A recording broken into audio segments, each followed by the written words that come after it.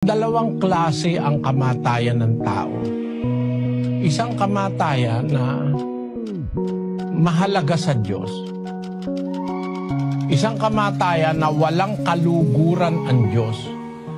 Basahin natin ang awit 116:15. Mahalaga sa paningin ng Panginoon ang kamatayan ng kanyang mga banal. Yung palang mga taong banal sa Diyos, mahalaga sa Diyos yung kamatayan nun. Pero meron namang mga taong pag namatay, hindi natutuwa ang Diyos. Basahin natin ang 33:11 ng Ezekiel. Sabihin mo sa kanila, buhay ako, sabi ng Panginoong Diyos. Wala akong kasayahan sa kamatayan ng masama, kundi Wala ang wika akong kasayahan sa kamatayan ng masama. Pero pag matuwid ang namamatay, nasasayahan pa ang Diyos. Kasi naililigtas niya na yung matuwid sa hirap, na pagpapahinga niya na. Kaya pagka namatay ang isang tao, pagka matuwid, ibig sabihin pinagpapahinga na siya ng Panginoon. Basahin natin yung 14 ng Apokalipsis. At narinig ko ang isang tinig na mula sa langit na nagsasabi, isulat mo, mapapalad ang mga patay na nangamamatay sa Panginoon mula ngayon. Oo, sinasabi ng Espiritu, upang sila'y mangagpahinga sa kanilang mga gawa, sapagkat ang kanilang mga gawa ay sumusunod sa kanila.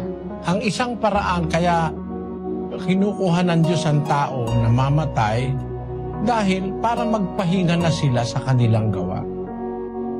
Kaya iyon dapat nating ihanda ang ating sarili pagdating doon sa mga panahon na meron ng sakit na ikamamatay ang isang matanda na, maaaring yun na ang paraan para kuhanin siya ng Diyos.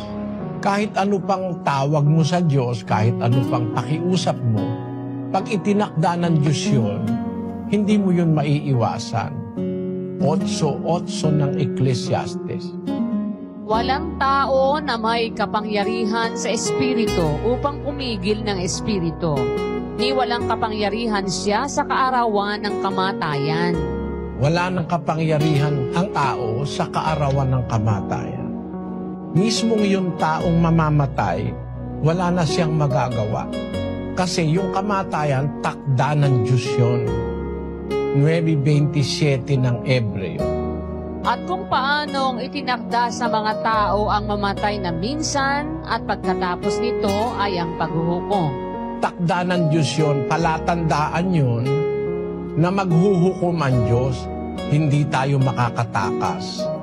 Gaya ng hindi natin matatakasan ng kamatayan, hindi rin natin matatakasan ang paghuhukom. Kaya ngayon pa lang dapat na tayong maglingkod sa Diyos, sumunod, bago tayo mamatay. Dahil sa ayaw natin sa gusto, dadating din tayo doon. Kahit bata na mamatay. Kahit hindi pa ipinanganganak na mamatay na sa tiyan. Matanda na mamatay. Malakas na mamatay. May kapangyarihan, presidente na mamatay. Takda kasi ng Diyos yun. Para tayo magtiwala na makapangyarihan ng Diyos na hindi natin siya pwedeng labanan. Basahin natin ang 32:39 ng Deuteronomio. Tingnan ninyo ngayon na ako, sa makatwid bagay ako nga, at walang Diyos sa akin. Ako'y pumapatay at ako ang bumubuhay. Ako'y sumusugat at ako'y nagpapagaling, at walang makaliligtas sa aking kamay. Kaya walang pwedeng makaligtas sa kamay ng Diyos. Ang magagawa mo lang manalangin sa Diyos. Pagka kinaawaan siya ng Diyos at hindi pa talagang nakatakda, gagaling yung kahit mabigat ang sakit. Pero pag nakatakda na siya, kahit ano naman ang gawin mo, kahit umanib ka pa sa totoong relihiyon, hindi mo na mapipigil yun.